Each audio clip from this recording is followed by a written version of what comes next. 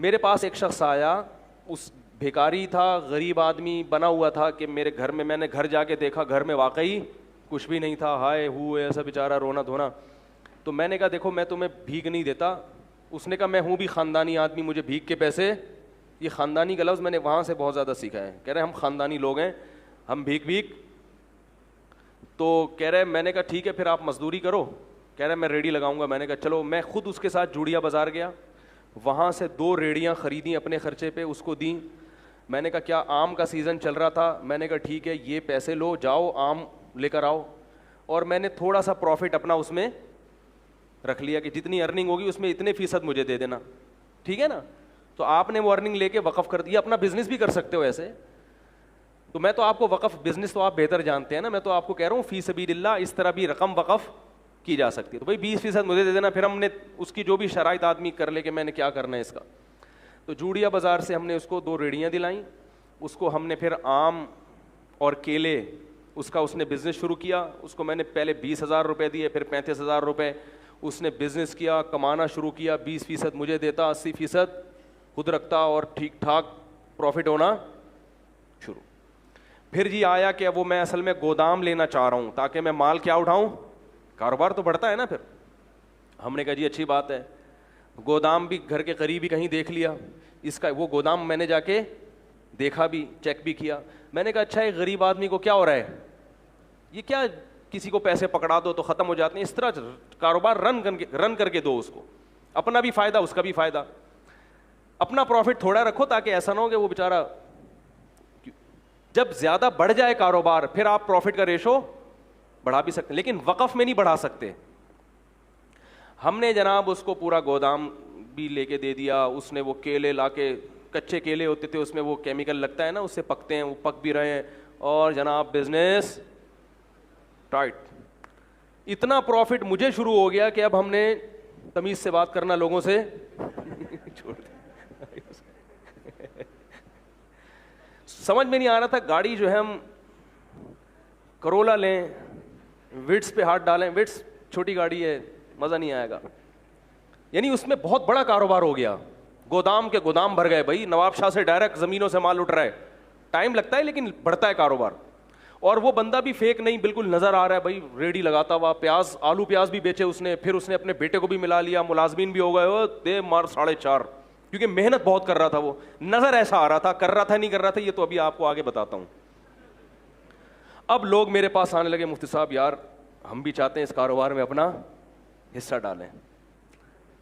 میں نے کہا ٹھیک ہے بھائی, اگر وہ بندہ کما کے دے دیتا ہے تو بھائی قاری صاحب آپ بھی آ جاؤ, بھائی فلاں صاحب. شکر ہے ایک قاری صاحب ہی آئے, وہ بھی مالدار آدمی تھے. اس کے علاوہ پھر میں نے کسی سے, میں نے کہا نہیں بھائی اس کو ایک دیکھتے ہیں, ابھی چلنے تو دو, ابھی تو 1 سال بھی پورے طور پر نہیں ہو سکا. تو جی ہم اس کے گھر بھی جاتے تھے اور وہ ہمارے گھر آتے تھے. بڑا اچھا ماشاء اللہ ہمارا بزنس شروع ہو گیا, اس کو ٹھیک ٹھاک پروفٹ ہونا شروع. لیکن میں نے دیکھا کپڑے وہی اس کے چماروں والے. ہم تو سوچ رہے ہیں کہ چاند پہ پہنچیں یا مریخ کا سفر کریں. ابھی امریکہ یورپ تو چھوٹی بات ہو گئی تھی ہمارے لیے نا, ٹھیک ہے, تو خلائی سیارے میں بیٹھتے ہیں, کہیں کائنات کی سیر کر کے آتے ہیں. تو بالآخر ایکسپورٹ کی بات شروع ہو گئی. بھئی اب کب تک غریبوں کی طرح ملک میں جو ہے وہ ٹرک خرید کے بیچتے رہیں ہیں, وہی کنٹینروں پہ بات آنی چاہیے. اب کیا خیال ہے؟ تو جتنے کما رہا تھا نا اس سے ڈبل انویسٹ ہو رہے تھے. بات آ رہی ہے سمجھ میں؟ جیسے آج اتنا پروفٹ دے دیا, 1 مہینے میں اتنا دے دیا, تو اب بھائی کاروبار تو ہر آدمی کہتا ہے بڑھاؤ, تو اور اس کو دے دیے ہم نے پیسے, اور کاروبار نظر آ رہا ہے. آلو پیاز ٹماٹر بھی بکتے ہوئے نظر آ رہے ہیں. گودام سے منڈی بھی جا کے میں نے دیکھا, وہاں بھی باقاعدہ اس کی ایک شاپ ہے جہاں سے وہ سارا بزنس ہو رہا ہے. ایک دن وہ میرے پاس آیا, کہنے لگا کہ مولوی صاحب میں تو جا رہا ہوں سفر پہ 10-15 دن کے لیے, تو مال اتارنا ہے منڈی سے, اتنے پیسے مجھے چاہیے, اور یہ پیسے کل ہی میں آپ کو ریٹرن کر دوں گا, اور مجھے جناب پہنچنا ہے. تو میں نے دے دیے اس کو. میں نے کہا یار یہ میرے حج کے پیسے ہیں, جو حج کی درخواست میں دینے والا تھا, یہ لے کے کہیں ایسا نہ کہہ رہا یار مسلمان کسی کے حج کے پیسے کھائے گا. ہم نے ایسے ایسے حرام خور دنیا میں دیکھے ہیں کہ آپ کو ہم کیا بتائیں. اس کا بیٹا وہ بیمار بنا ہوا تھا. اس نے کہا یار حج ہم نے کیا کلمہ نہیں پڑھتے؟ بیانات میں بھی بیٹھتا تھا وہ آ کے اور کہتا تھا ہم سید ہیں, اور کہتا تھا مفتی صاحب پیسہ پکڑانے سے پہلے یہ دیکھو کہ بندہ خاندانی ہے یا نہیں ہے. سمجھ رہے ہیں؟ یہ بڑی گنتیاں سیکھی ہوئی ہوتی ہیں, تبھی کسی کی چکنی چپڑی باتوں میں مت آؤ. تو ہم نے وہ اس کو دے دی, ہم نے کہا چلو کل منڈی میں مل ہی جائیں گے. اس بندے نے رات کو محلے والوں کو جتنی جیبیں نچوڑ سکتا تھا سب کی جیبیں نچوڑی. دکان سے جو جنرل اسٹور تھا اس سے 2-3 مہینے کا راشن اٹھایا. اس نے کہا پڑوسی یہ کل دے دے گا پیسے. کسی سے چلتے ہوئے کسی سے اگر امید تھی نا 50 روپے مل جائیں گے ادھار, تو اس سے 50 روپے بھی لیے, کسی سے 500 لیے, کسی کے 1 لاکھ, ہمارے تو لاکھوں روپے لیے ہوئے تھے. ہر آدمی سے جتنا نچوڑ سکتا تھا اس نے نچوڑا. اسٹیمپ پیپر پہ جو ہمارا ایگریمنٹ ہوا تھا وہ لکھا ہوا تھا اس کے انگوٹھے کے ساتھ, یعنی میرے تو اس سے جو پیسوں کا لین دین تھا ریٹرن بھی تھا نا سارا, انگوٹھا بھی, آئی ڈی کارڈ بھی, سب کچھ.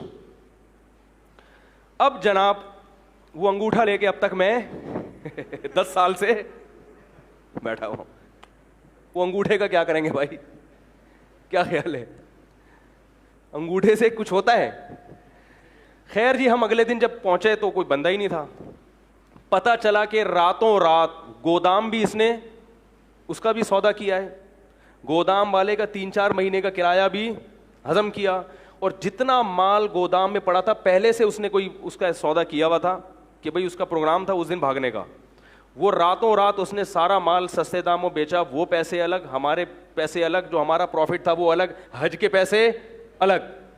اور محلے والوں میں کسی سے 500 لے سکا, 50 لے سکا, 10 روپے مل سکے, جنرل اسٹور والے سے پیسے لے کے 12 سال ہو گئے میرے بھائی, 10 سال ہو گئے, صرف انگوٹھا ہے اس کا میرے پاس.